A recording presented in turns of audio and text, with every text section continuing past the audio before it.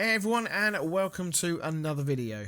Before we get going, I just wanted to take a moment to point everyone towards my 36-hour stream happening over on Twitch on April 15th at 8 AM. Gaming for the awesome charity special effect, I'm going to be pushing through that fatigue barrier, playing a wide variety of games.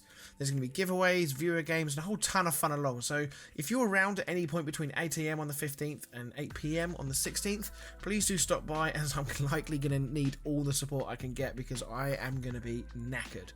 All the links to my channels, as well as the link to the charity special effect, is in the description below. And finally, if you enjoy the upcoming video, please do hit that sub button, like the video, and check that notification bell to be notified on all of my future uploads. Right, on to the meat of the video, and today we are revisiting the F1 Manager 2022 game that is coming out this summer. And I must say, it is fast becoming one of my most anticipated games for a very, very long time. I did do a video on the original announcement trailer a little while ago, so if you haven't seen that video yet, I do suggest you go and check it out first, as it will help give you a little bit more context on what we're going to go through in today's video. There has been a reasonable amount of information that has been drip-fed through the F1 Manager 2022 social account, which has kind of given us some further indications on just how deep of an experience this F1 game is going to give us. They've effectively been running an A to Z of the game, showcasing key features of the F1 sport and how they're going to be included in the game. We've also seen some first gameplay images, some driver faces, and there's also been some further details dropped by Andy Fletcher, who is the game director of the F1 Manager game for Frontier. So let's then start with the revealing of the alphabet, which is currently at letter D at the time of recording this video. So we'll start with A. Aerodynamics. The airflow over, under and around your cars. Listen to the driver feedback and develop your car to improve aero performance. Now, the airflow part of this will not be news to anybody in the motorsport world. Airflow and the effect that it has on the aerodynamic performance of the car is not news here at all, but the way in which the F1 Manager game implements it could be. Now, what I mean by that is that in modern day Formula 1, finding a way to trim 0.1 of a second off of your car's lap time is something that every team strives for all throughout the season and through the design phases in the off season. Those fractions of a second can make the difference between success and failure, and aerodynamic performance is probably one of, if not the most key area in which those levels of improvements can be made and where time can be found. In the game Motorsport Manager, released back in 2016, and in most other games, the overall effect of the aero is limited pretty much to just the angle of the wing, which obviously does affect the airflow and the amount of downforce the car creates, but it's a fairly simplistic model. If F1 Manager goes into more depth with this, with things like the overall chassis design, wind tunnel work, maybe the floor, if you couple all of that together, this could be a real fascinating simulation of the role that aerodynamics plays in the sport of Formula 1. The driver feedback part will also be quite interesting because, again, in Motorsport Manager, which is something I am going to refer back to quite a lot because it's the most recent racing game that was released, we get live feedback in that game during practice and qualifying from the drivers about what they think of the performance of the car and how we've set it up. But outside of adjusting the 6 parts of the car that you're allowed to, which I think from memory is the front and rear wing, the gear ratios, suspension, and I think maybe the tyre camber, I think, possibly. But anyway, it's quite a simplistic format, and it's not quite, doesn't give you the full experience of how much of an aerodynamic, how much effect aerodynamics has on the sport. So if F1 Manager goes into more detail with that, especially not just in the race, but also in the simulators, when your test drivers are working on those, perhaps in the factory, if the drivers are giving you feedback in the off season, the pre-season testing, perhaps that can give some more interesting dilemmas for the team principal to in terms of his decisions that he can make. For example, if a designer comes to you and says, look, we found a weakness in the car that we think we can fix by doing this, but that could cause a problem because we're changing the design philosophy of the car by going down this route. As a team principal, you've got to make that call, right? You've got to think, well, is that change and the risk associated with it, is that worth the time and the effort to hopefully recoup some of the, a couple of tenths of a second when it comes to race day? So that could be really interesting to see how they implement that. B for battery, in F1 Manager 2022, instruct your drivers to manage ERS usage to help with overtakes or harvest energy for a big push later on. Now, all team principals in modern day Formula 1 have a team of people around them to assist with their decision making on a race weekend and across the season. It will be interesting to see how much of a direct input and control we are given over what the driver does. Now, based on, again, Motorsport Manager and what the game is likely to be, bearing in mind that you are supposed to be in control of this team, you suspect that you are going to be given almost all of the decisions, right?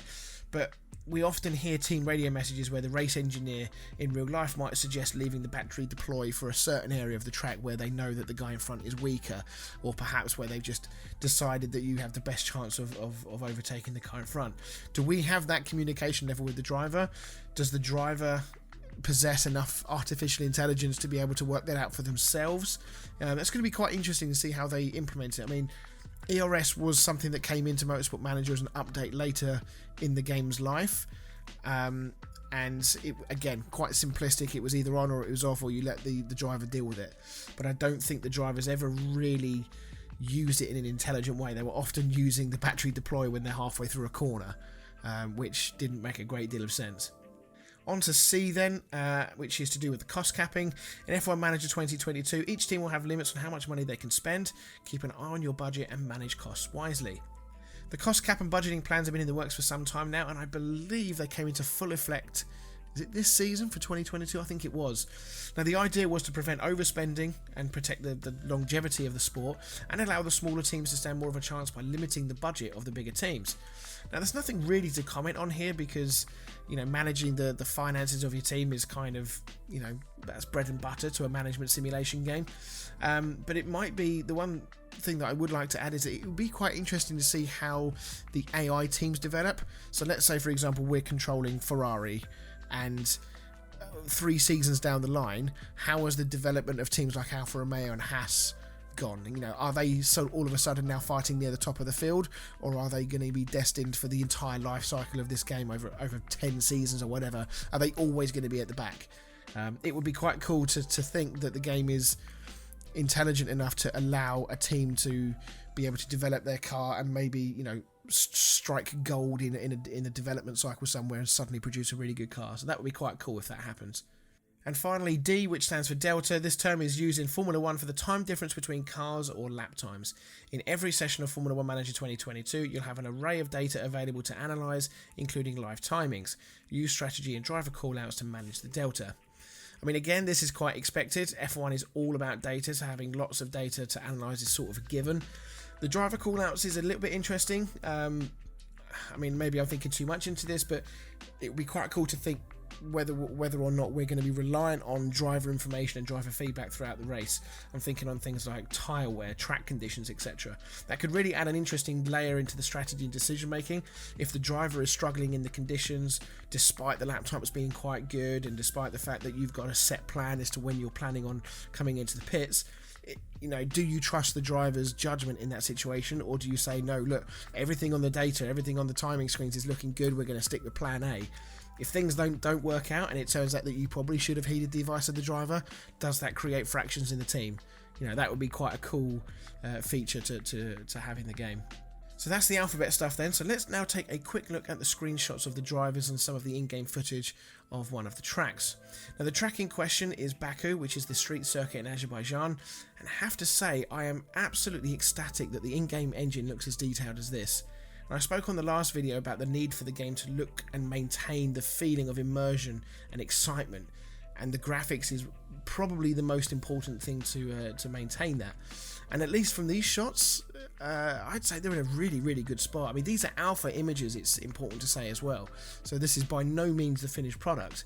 But I have to say, if this is the sort of level of detail we can expect from all of the 22 or 23 races on the calendar now, then I think this is cause for excitement, definitely. The driver renders look absolutely brilliant as well. So we're looking here at Daniel Ricciardo, Sergio Perez and Charles Leclerc, and they all look brilliant. So obviously the work that has been done to render these guys' faces is brilliant. I wonder if there's a little bit of sharing going on with Cody and the normal F1 game. I'd be surprised if they're not sharing some of their assets across those two games. And finally, I just wanted to touch on the interview that was conducted by Steve James and Andy Fletcher, who is the game director. Steve James is the community manager. And although I say interview, it was less of an interview, more of a scripted teaser discussion, really. It was quite short, so here's the main points that were discussed. Andy did go into some reasonable detail about the broadcast quality. And again, back to my immersion point, it is critical that they nail that. He said that they have been using a lot of real-world reference points, making sure they're accurately represented, even down to sort of like the trackside audio, the camera angles used on that you see on TV at the circuits, and making sure that the cars all look and sound like their real-life counterparts, even down to things like the racing line, making sure that they take the correct racing line, make sure they brake at the right points. So yeah, that's positive to know that they're that's the level of authenticity they're looking to go with. But further to that, they've even gone to the trouble of mocapping the pit stops, which is astonishing. So they've actually built a little fake tub and use motion capture technology to accurately model a Formula 1 pit stop. And this is mad attention to detail, and it's that level of dedication to make this game look that authentic to the sport that really fills me with a lot of hope and trust that Frontier are really going to deliver on this. They touched on developing the headquarters, which is something we saw in Motorsport Manager, and I think that they've already mentioned that in previous teasers as well. But there was also some mention of voting on regulation changes. Now, again, this is something we saw in Motorsport Manager, but I do think this is a really good inclusion, because it means that there is likely to be some changes from season to season in the rules and the makeup of the calendar perhaps, which is great because it means that it won't just be like a rinse and repeat cycle year after year after year. So there we have it. That is, a look at the current state of affairs with Formula 1 2022. There's still no release date other than that it's touted for this summer. I've seen a few people online speculating that we could be looking for a late July, early August slot. Reason being for that is that the British Grand Prix, which is typically when the main Formula 1 game from Codemaster comes out, which will be the middle part of July, I think is the date for the Formula 1 Grand Prix this year. In the original trailer image, I should say, or the trailer video, they showed a lot of images from the Paul Ricard circuit. Now, a quick look on the calendar shows that race is taking place at the end of July, and I think it's the last race before the mid-season summer break that the Formula 1 teams have. So it could make sense to do that after that. So it'll be a couple of weeks after the main F1 game comes out. So yeah, that might just be, it might be nothing. This is obviously pure speculation, but it's something. So I still do plan to bring out my top 10 wishlist video for this game and the franchise as a whole, so stay tuned for that. But in the meantime, I hope you've enjoyed this video, and I hope you're as excited for this game as I am. I think this really could be brilliant. Thank you very much for watching, everyone, and we'll see you in the next one.